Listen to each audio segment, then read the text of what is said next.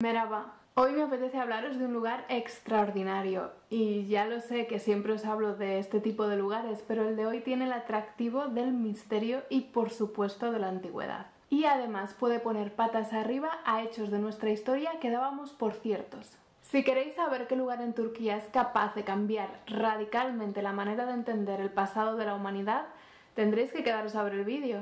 Desde siempre los historiadores hemos establecido una secuencia de hechos para poder explicar cronológicamente el avance de la humanidad. Y en la prehistoria, que es la parte más oscura de la historia y con menos certezas, intentamos hacer un poco lo mismo.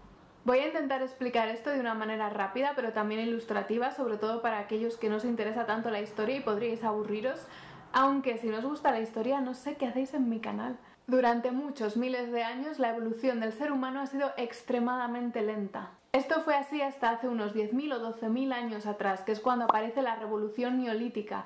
El ser humano descubre la agricultura y la ganadería y le aparecen las civilizaciones cada vez más complejas hasta llegar hasta nuestros días, hasta hoy, en donde estaréis de acuerdo conmigo en que el avance es muchísimo más complejo y muchísimo más rápido. Por eso la revolución neolítica es tan importante. Desde siempre se ha considerado que gracias a ella, gracias a que el ser humano descubrió la agricultura y la ganadería y que por ello ya no dependía de lo que pudiera cazar o no cazar, no tenía que seguir las migraciones de los animales, podía establecerse en un lugar fijo, tenía más tiempo libre, controlaba su alimentación. Gracias a todo esto, los seres humanos pudieron dedicar su tiempo a cosas que fueran más complejas y no tan vitales, como por ejemplo el desarrollo de la tecnología, el arte y por supuesto el culto y la religión. Esto es muy fácil de entender porque también ocurre hoy en día. Mientras las necesidades vitales del ser humano no estén cubiertas, la mente no se va a dedicar a pensar en otras cosas más abstractas. Si no tienes dónde comer o no tienes dónde dormir, no tienes un sitio donde cobijarte, la mente se va a ocupar de esas cosas primero. Siguiendo esta misma línea de pensamiento que os acabo de decir, se entendía que las primeras comunidades de humanos antes de la revolución neolítica vivían de la caza y de la recolección, no tenían un asentamiento fijo, por lo tanto eran nómadas, y se dedicaban básicamente a eso, a sobrevivir. Tenían una vida muy dura y llena de incertidumbres.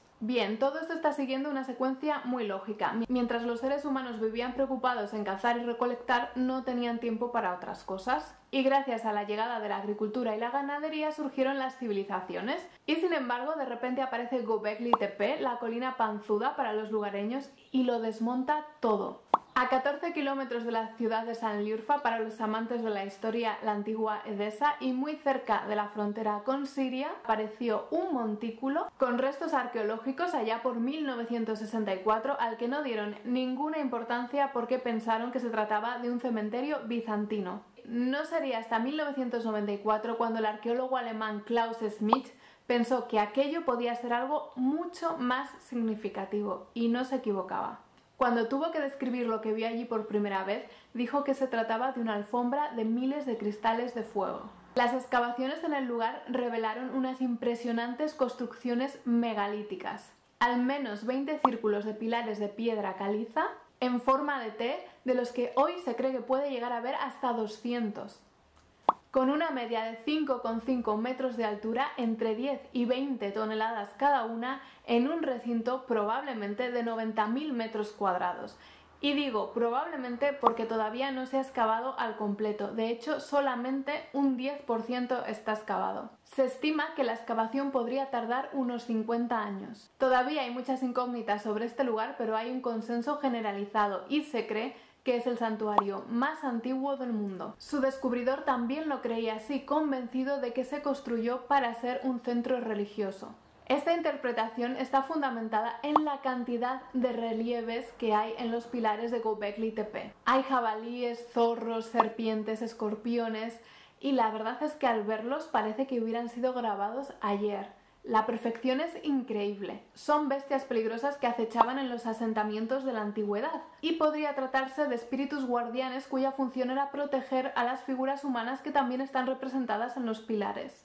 Algunas interpretaciones apuntan a que podría tratarse de un lugar funerario, ya que, aunque no se han encontrado restos humanos, sí que se han encontrado representaciones de humanos sin cabeza, y esto podría explicarse en que una de las formas de enterramiento más normales que había en aquel momento era exhumar el cadáver, quitarle el cráneo y colocarlo en algún lugar relevante de la casa o del poblado.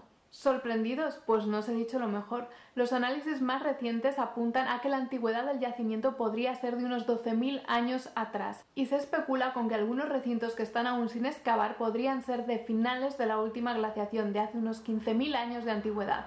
¿Recordáis lo que os he explicado al principio? Esta secuencia ordenada que ahora se rompe.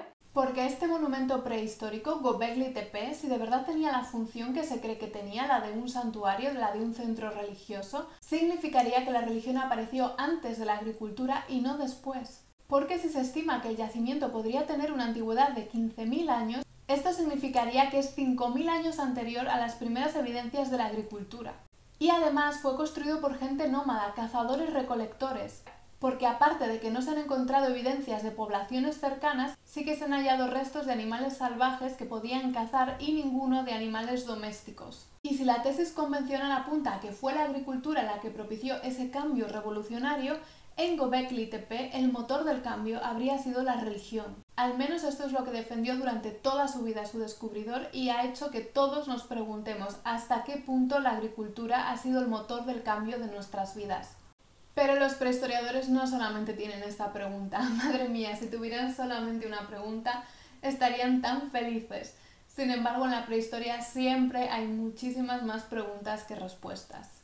Por ejemplo, ¿quiénes construyeron este templo? Está claro que los que lo hicieron necesitaban conocimientos de arquitectura, de planificación y de organización. Los arqueólogos estiman que se habrían necesitado más de 500 personas para transportar las columnas desde la cantera más cercana, que estaba entre 100 y 500 metros de distancia. ¿Cómo lo hicieron? Porque era una sociedad que todavía no había descubierto la artesanía y mucho menos la rueda. Y sin embargo fueron capaces de construir algo monumental. Smith argumentaba que del deseo de construir todo aquello surgió una unidad entre esas gentes y también la necesidad de proporcionarles comida y un alojamiento.